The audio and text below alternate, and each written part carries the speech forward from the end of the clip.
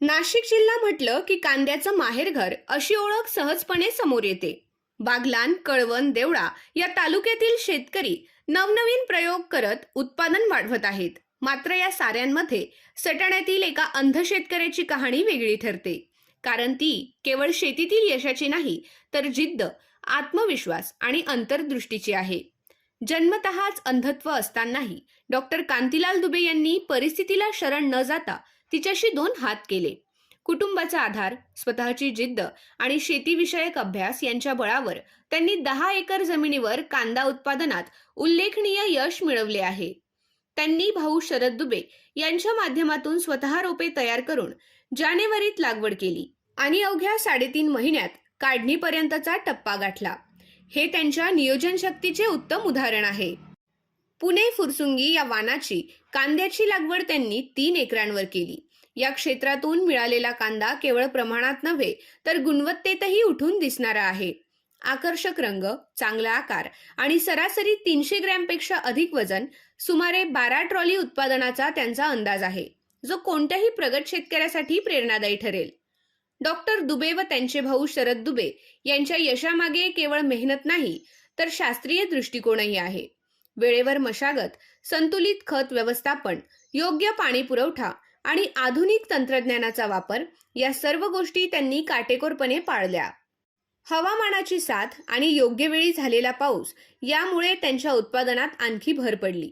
विशेष म्हणजे त्यांनी तयार कांदा तातडीने विक्री न करता साठवण्याचा निर्णय घेतला आहे, जेणेकरून योग्य बाजारभाव मिळू शकेल. आजच्या बदलत्या शेती व्यवस्थेत बाजारपेठेचा अभ्यास आणि नियोजन हे तितकेच महत्त्वाचे झाले आहे. पिंपळगाव, उमराणे, देवळा, कळवण या बाजार समित्यांबरोबरच दक्षिण भारतातील चेन्नई बाजारपेठेतही त्यांच्या कांद्याला मोठी मागणी आहे.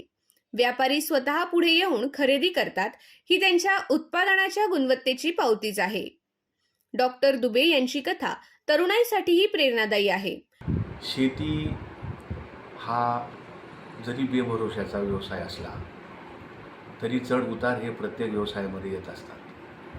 आजपर्यंत फक्त शेतीचा विचार केला, पण शेतीमध्ये नियोजन, कुटुंबाचे एकमत आणि विज्ञान आणि तंत्रज्ञानाचा वापर ह्या सगळ्या गोष्टींचा जर विचार केला तर आपण शेतीला व्यवसाय बनवू शकतो आणि शेती ही आपल्याला फायद्यामध्ये आणू शकते. शेती करत असताना बाजार व्यवस्थेचाही विचार करून आणि त्या पद्धतीने जर नियोजन केले तर शेतीमध्ये आपण खूप चांगले दिवस यापुढेही पाहू शकतो, असं मला वाटतं. आज अनेक युवक शेतीकडे वळत असताना त्यांच्यासमोर आदर्श उभा करणारी ही गोष्ट आहे की शेती ही केवळ परंपरा नाही, तर विज्ञान, नियोजन आणि नवकल्पनांची सांगड घालणारा व्यवसाय आहे. त्यांचा संदेश स्पष्ट आहे. बाजारभावाच्या चढ उतारांवर विचार करत बसण्यापेक्षा गुणवत्तापूर्ण उत्पादनावर भर द्या. जिद्द, सातत्य आणि आधुनिक तंत्रज्ञानाचा वापर केल्यास शेतीतही विक्रमी यश मिळवता येते. अंधत्वावर मात करत त्यांनी दाखवून दिले आहे की खरा प्रकाश डोळ्यात नसून मनात आणि कृतीत असतो.